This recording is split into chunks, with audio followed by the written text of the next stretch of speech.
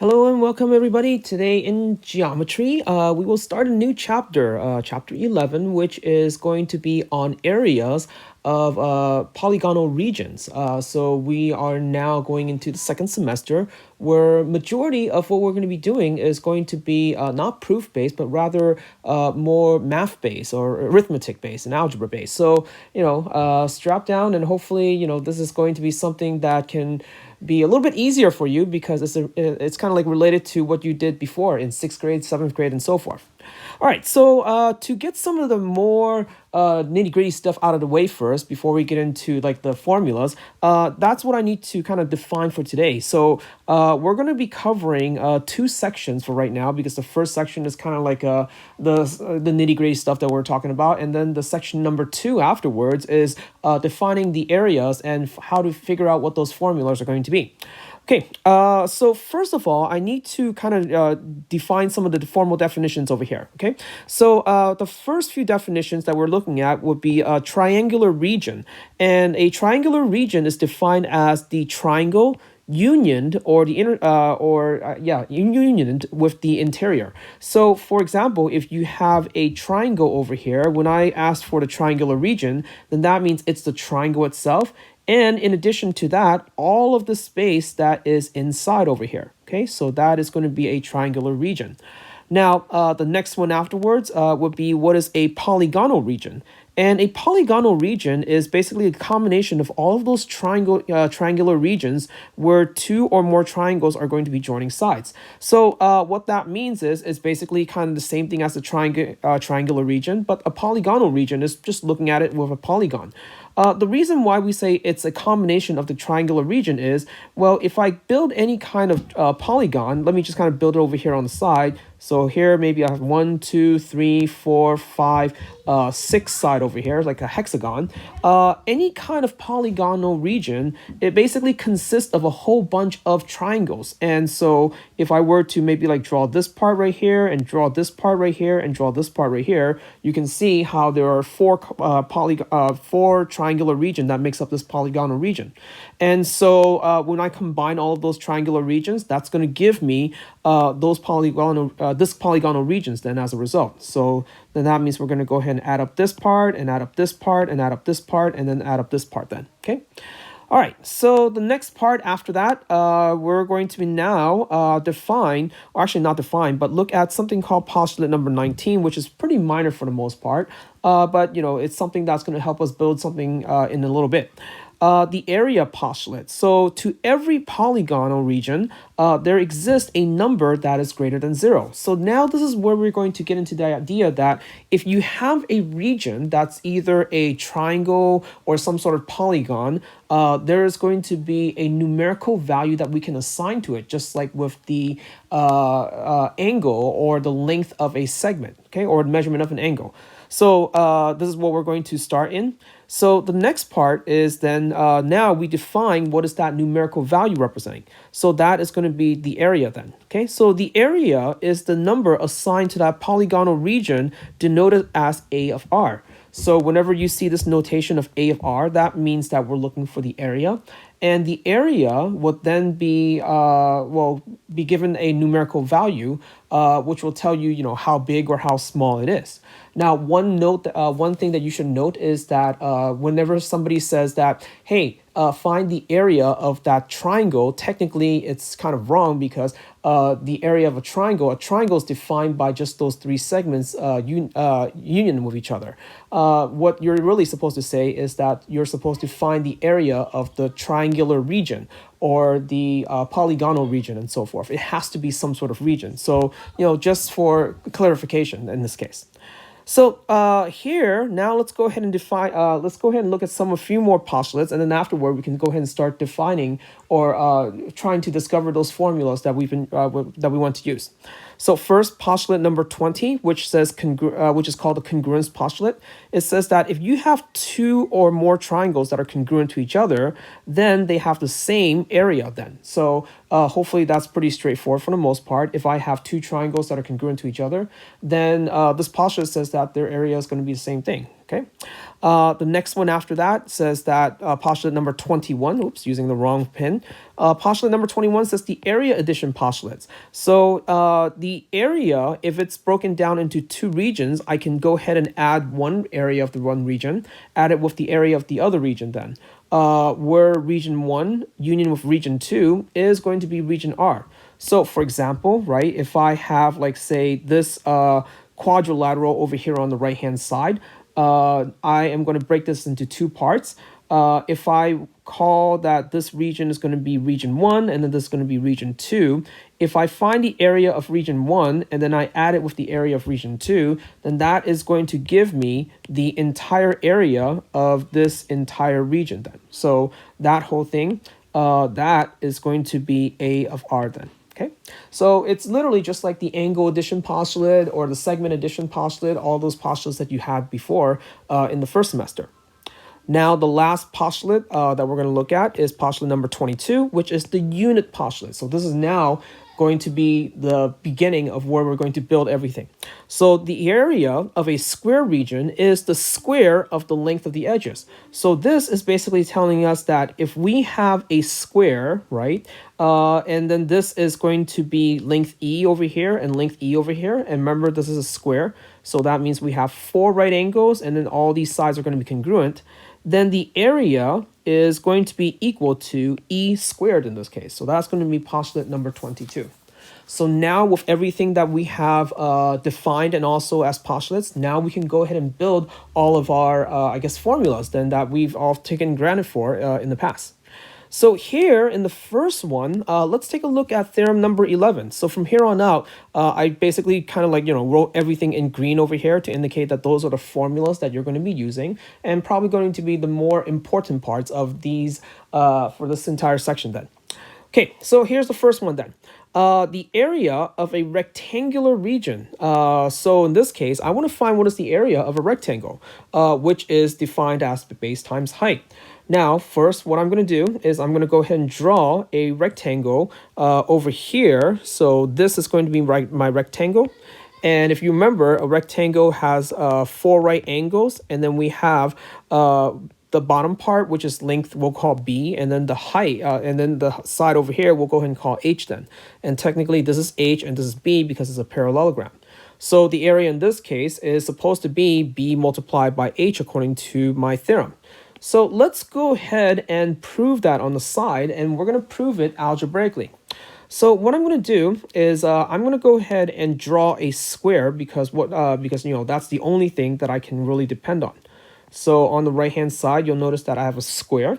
And for the square, what I'm going to do is I'm going to go ahead and break it into 4 equal parts. So hopefully you can kind of excuse my poor drawing because it's not obviously drawn to I guess scale in this case. So here's what I want to do. Here in the square, I'm going to go ahead and call this A right here. And then I'm going to go ahead and call this part B over here. And similarly, I'm going to go ahead and call this part A over here. And I'm going to call this part B over here. Now, note that this is a square because we have a length, which is A plus B. And then we have a height, which is A plus B. The total area is going to be, according to one of my postulate earlier, postulate number 22, is supposed to be B A plus B quantity squared. So let me just go ahead and write that on the side. So the area is equal to A plus B quantity squared. Okay. Now the focus here is that I want to find out what is the area of this guy over here. I want to know what is the area of this guy over here, or I want to prove that the area of this guy over here is A times B. Now, you'll notice that there is another congruent part to this one, which is located right here. And so fortunately, what that tells us that these two are going to have the same area. Okay. Then what I want to do is we also notice that, and let me go ahead and use a different color over here. We have 2 squares over here then. Okay. We have 2 squares that are over here. Okay. That's 1 squared. And then that is going to be the other square. To make it a little bit easier, why don't we go ahead and write them out? What are their areas? Since this guy over here on the left-hand side is A, and this guy over here is A, so that means that this square over here is supposed to be A squared then. And then for the bottom square, this guy is supposed to be B squared because, well, once again, it's a squared with a length of B and then also a height of B. Now, again, what I'm trying to find is the blue. So that is going to be left as my question mark over here. And so the total area, which is A plus B quantity squared, is equal to A squared plus B squared plus question mark multiplied by 2 because there are 2 of those regions. Now, here's where I'm going to go ahead and try to clean up my algebra. My focus again is to solve for what is the question mark. So using FOIL on the left-hand side, that is going to give me A plus B multiplied by A plus B is equal to A squared plus B squared plus 2 multiplied by question mark. On the left, multiplying out again by FOIL, that's A squared plus 2AB and then plus B squared. And that is still equal to the right-hand side, okay? So now we can see that there are some things that are going to cancel out, namely the A squared on the left and the right, namely the B squared on the left and the right. And what we have now that's left is 2AB is equal to 2 multiplied by the question mark, which is representing as the area of the region that I want. So divide both sides by 2, so then that means A times B is going to be the area of that region. And hence, that is going to be the rectangle in this case. I technically should have used like B and H in this case, but you know, you get the idea, hopefully. All right, so that is going to be the area of a rectangle, which is now just base times height. And what we're going to do now is we're going to take that and find, or I guess derive, what is the area of a triangular region then?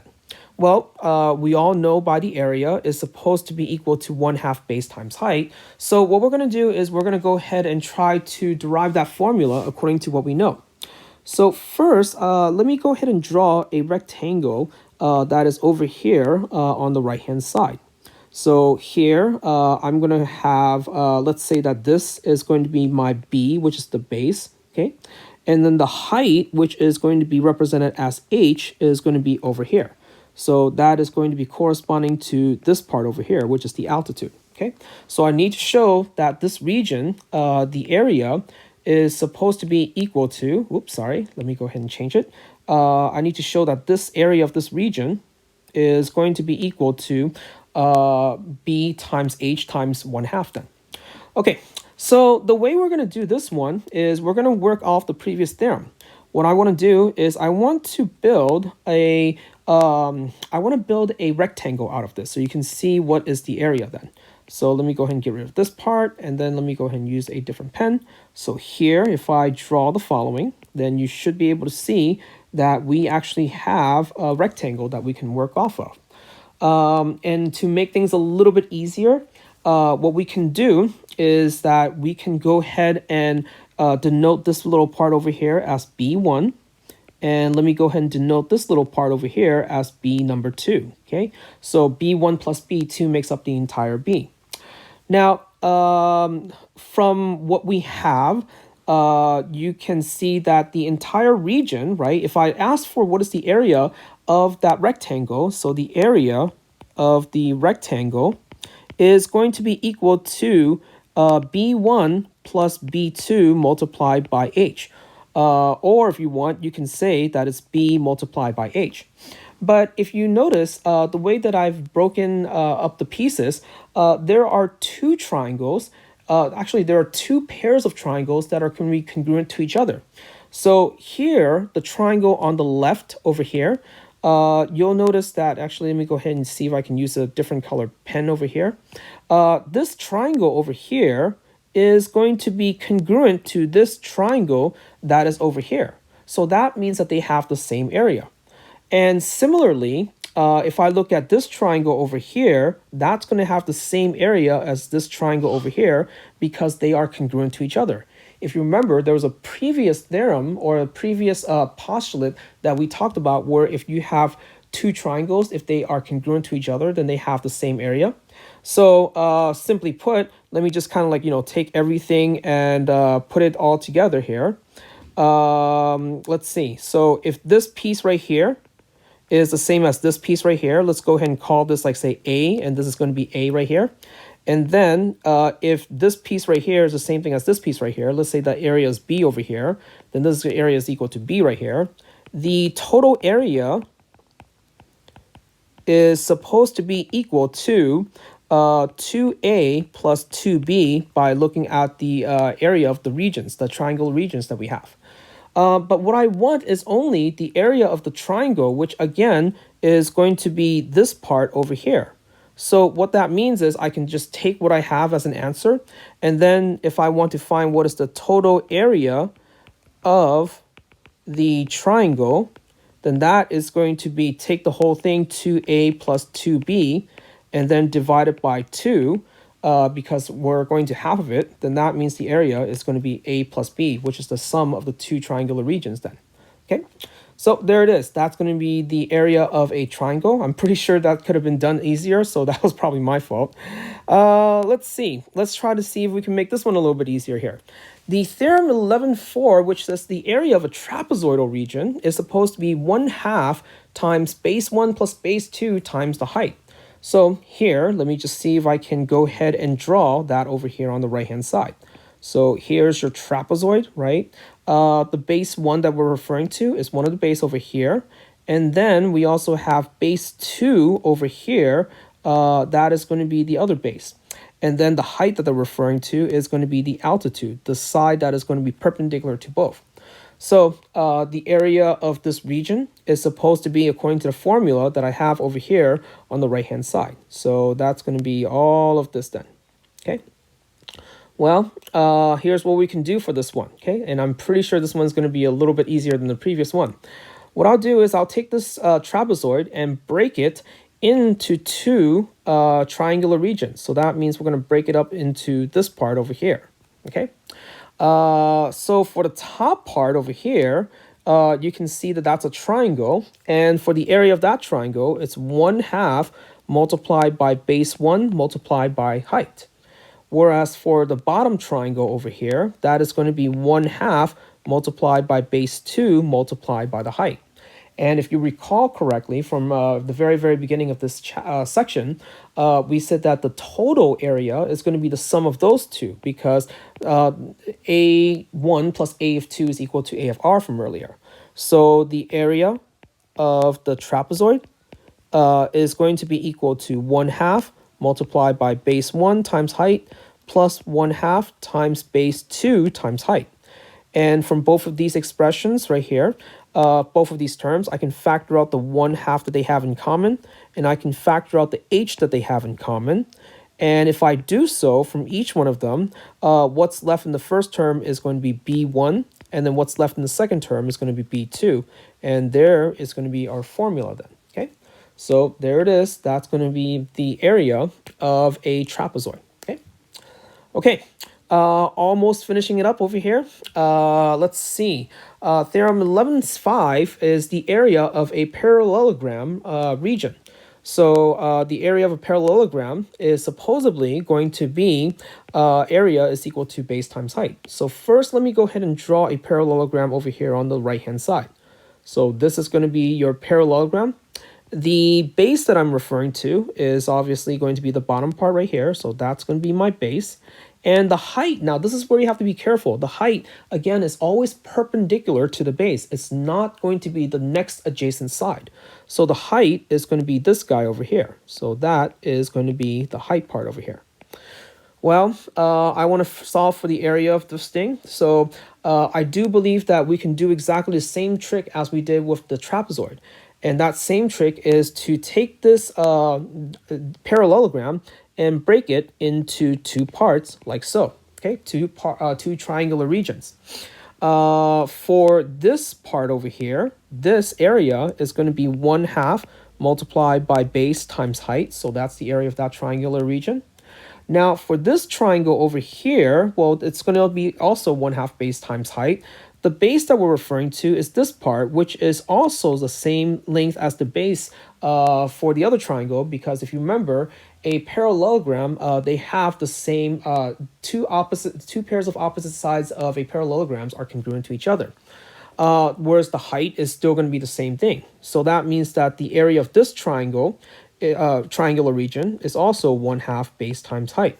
So if this is the area of one, this is the area of the other. So 1/2 base times height plus 1/2 base times height. So the area is going to be equal to base times height then. And there you go. So now let's see if we can kind of finish this off. I think most of these are, pretty straightforward for the most part because you've used these formulas in the past. You just, never really proved them this way. Hey. Okay, theorem 11.6 then. If two triangles have the same base and the same height, then they have the same area. So I think that's, pretty straightforward for the most part for what we're understanding. So here, let me just kind of like, draw this picture just so you can see what's happening. So here, let's say that we have a triangle. We're going to call this B, and then we're going to say that the height is supposed to be H right here. So that's one triangle. Now, if I go over here and draw another triangle where the base is the same and the height is the same, but maybe what I can do is I can draw this triangle over here on the right more obtuse than it is acute. Then the area is going to be the same thing according to this theorem. So hopefully you can kind of see how this actually works out then.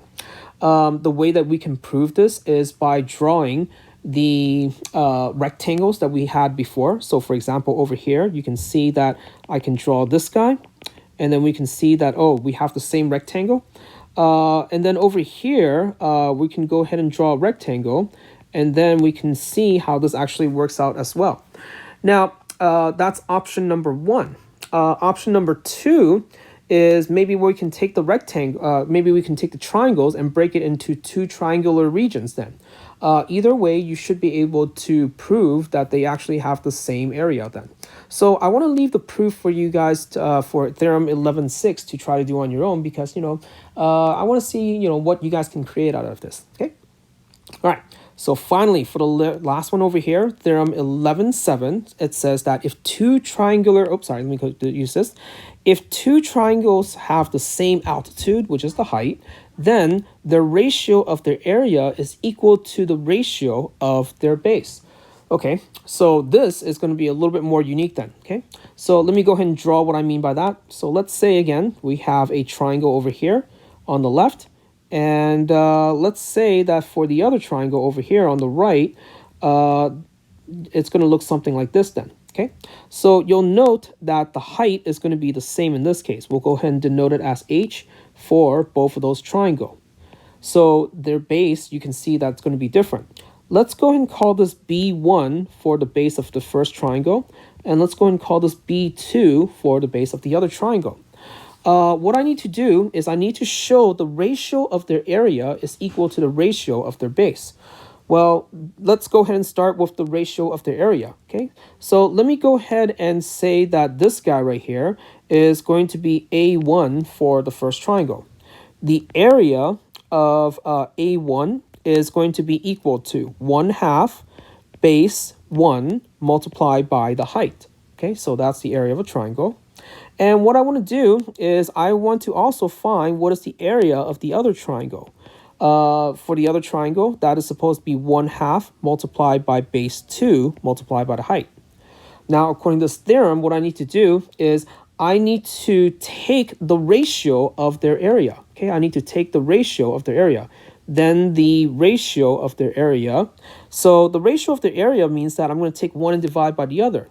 And I want to show that this is equal to the ratio of their base. Well, on the right-hand side, I'm going to go ahead and divide through just the same way. Okay, so if I divide through, you'll notice that on the right-hand side, we have a few terms that are going to cancel out. We have the 1/2 cancels out. We have the height cancels out. And a result, we have B1 divided by B2. And that right there is going to be the ratio of the bases that we're referring to then. Okay. All right. Well, there you go. Thank you so much for watching. So that covers the first two sections of this chapter. I will see you guys next time then. Take care. Bye-bye.